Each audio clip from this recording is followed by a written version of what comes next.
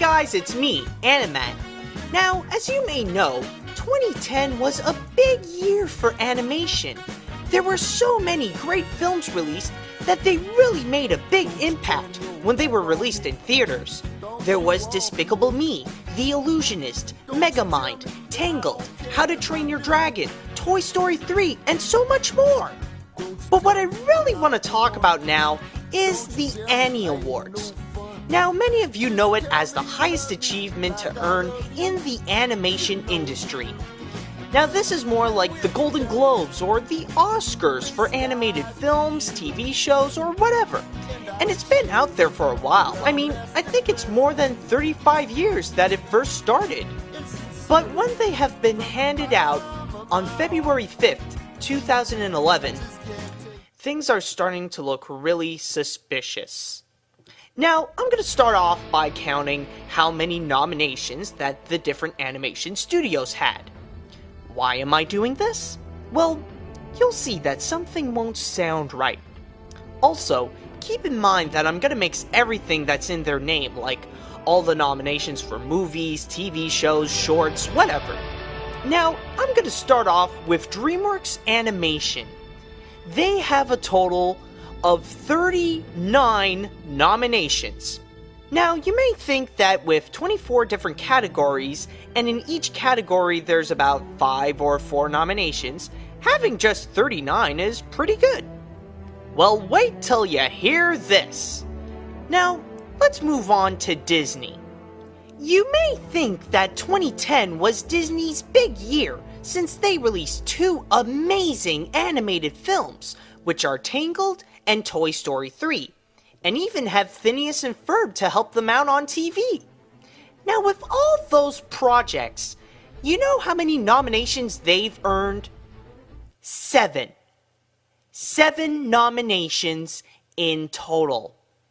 About 5.5 times less than what DreamWorks earned.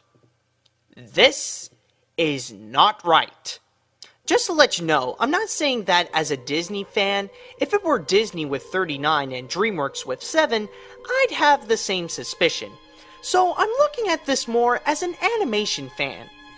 Now, if we look at the winners of the 2011 Annies, apparently, DreamWorks won a total of 15 Annies.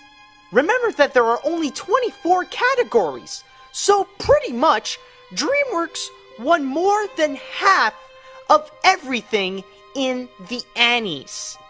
Now, if we look upon which projects gave DreamWorks those Annies, there are only 2 projects that collected the majority of them. Kung Fu Panda Holiday and How to Train Your Dragon. We'll talk about that film later. Now, remember when I said earlier that having 39 nominations is pretty good? Well, good for them, but not for the rest. I kid you not. There are actually some categories where the majority of nominations are something from DreamWorks, and even 2 categories that have nothing but DreamWorks nominations. Now, if you want to know about the other winners and how they surpassed DreamWorks, I'll name them for you first of all. Not counting the Nickelodeon shows, I'll explain later, there's Robot Chicken Star Wars 3, The Short Day and Night, which is the only Annie that Disney won, Alice in Wonderland, and I'm not sure if they mean this one because they say it's from Sony, the video game Limbo, and the Children's Medical Hospital commercial. Now, you know how these animated pieces won?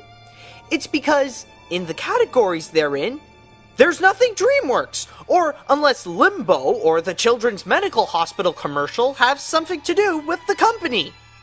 Now, let's go back to How to Train Your Dragon, which is the big winner of the Annies 2011 with a total of 10 wins. Funny thing about that, you know how many categories there are for movies? 10! So, pretty much, How to Train Your Dragon won every movie category, including everything on animation, voice acting, editing, and best writing. And I checked, people, there's no other movie that got an award over Dragon. Not even Megamind and Shrek Forever After. The one award they got that I totally disagree upon is Best Writing. I'm sorry to say this, people, but that's it's just a giant pile of You're trying to tell me that Toy Story 3 got an Oscar nomination for Best Adapted Screenplay amongst all the films released in 2010, and in the Annies, they got ousted by this film. I don't care if you're the biggest fanboy of How to Train Your Dragon of all times, but it's common knowledge that Toy Story 3's story is superior than Dragon's. The story of Dragon is just two of the most retold stories of cinema history that we all know by heart, combined together with characters that have been constantly reused in different movies and TV shows since the dawn of time. Hell, even the classmates remind me of the Rugrats. And Hiccup is possibly the worst and most annoying character ever created by DreamWorks since Artie from Shrek the Third, thanks to Jay Baruchel. Now, I'm not saying that he's a bad actor. In fact, I loved him in Tropic Thunder. But it's just his voice is the kind that should not be constantly listened to over a period of time.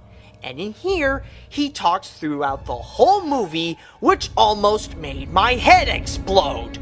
Now, I know that you're training your Night Furies to hunt me down and eat me because I said that. I know, because I had to kill off 5 when I released my review of the film. But I'm not saying it's a bad film. I find that it's a balanced film. Also, I know that the film was all made in a year, which I find that it's too bad because I know that Chris Sanders and Dean DeBlois can do better. What they really lack in story and character really picks up in animation. Right now, it's the best that I've seen by DreamWorks, and some of the flying scenes are pretty awesome. I also like the dragons too, but I was disappointed there were only 6 in total. And I do have to admit, there are some Annies that it does deserve, like Best Character Design or Best Music, but one thing's for sure, it doesn't deserve to win everything! Now, an important thing to show you guys to defend my case is proof, which I have right here. The sponsors.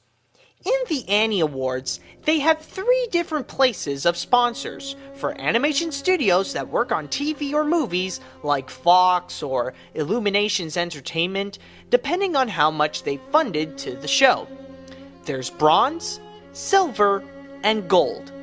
And guess who got the gold spot? That's right, our subject of the day, DreamWorks Animation and Nickelodeon. Because remember, both those companies are just branches of the big tree that we call Viacom. Also, take a good look at the 2011 sponsors. Notice that nothing Disney is on it. No Walt Disney Animation Studios, no Pixar, no Disney Toon. Now, is it that they forget to help out that year? Or when they saw the nominations, they pulled out because they're sore losers? No. It's actually because they couldn't reach an agreement with the people at ASIFA. Like, Disney is finding a way for the Annies to change their ways, but they only made a few. And this didn't happen when the nominations were announced. This happened way back as August 2010. One of the changes is that instead of all the people who got the ASIFA membership can vote, it's only those members who are a professional on that field can get to vote. Just to let you know, it might sound good on paper, but it really doesn't help, because according to thewarp.com, there's about 40% of voters who all work in one place. DreamWorks Animation. I also heard what DreamWorks did was that when someone just got a job at DreamWorks, they get a free ASIFA membership so they can vote at the Annies. Now, I know you want to hear me talk about another case that sounds a lot like this one, when Kung Fu Panda got everything over WALL-E. Now, I checked the nomination count on that list to see what's the difference when Disney and Pixar are in the sponsor list. DreamWorks has 27 and Disney has 20. You may think that DreamWorks still has the upper hand at the time, but let me tell you, 20 against 27 is a more reasonable number than 7 against 39.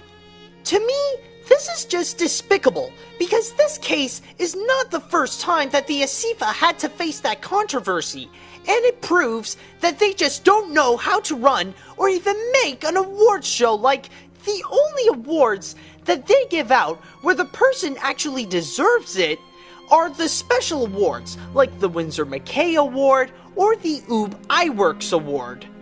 I can't really say rigged, because it's a little too big of a word. And that's why I'm here to present some changes that the ASIFA must make to the Annies. I know they said that it doesn't need any changes, but no, trust me, the Annies need changes. Now, the first change to do is who votes for the winner. Now, it might be a good idea to give it to only professional animators the ballots, but like I said earlier, it might involve some people at DreamWorks.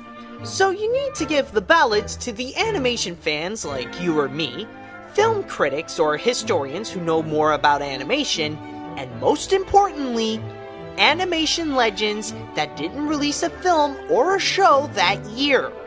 I'm talking about people like Brad Bird, Henry Selick, Don Bluth, whatever. As long as they have nothing to do with a project released that year, they can vote. Would that solve all of its problems? No, because there's still the case of who would you vote for, DreamWorks or DreamWorks? Now that's why the second change the ASIFA has to do is to change the nominations. What they must do is to think clearly on who deserves to get a nomination on that category. Why can't they think clearly? It's because the image of DreamWorks' money keeps popping on their heads. And that's why they must do this third and final change: do something with the sponsors. I'm going to suggest you people at the ASIFA 3 things to do with the sponsors. 1. You can remove it entirely. 2. You can replace the sponsors with companies that have nothing to do with animation, like Pepsi or Best Buy or whatever. Or 3. Remove the bronze, silver, and gold position and make everybody pay about the same amount so that all sponsors are equal. If you do that final change, not only are you going to gain Disney's trust back, but now you can clearly think on who should get nominated on each category so the fans, the critics, the historians, and the legends can vote on who deserves it the most, and thus make the Annie Awards the highest achievement to earn in the history of animation.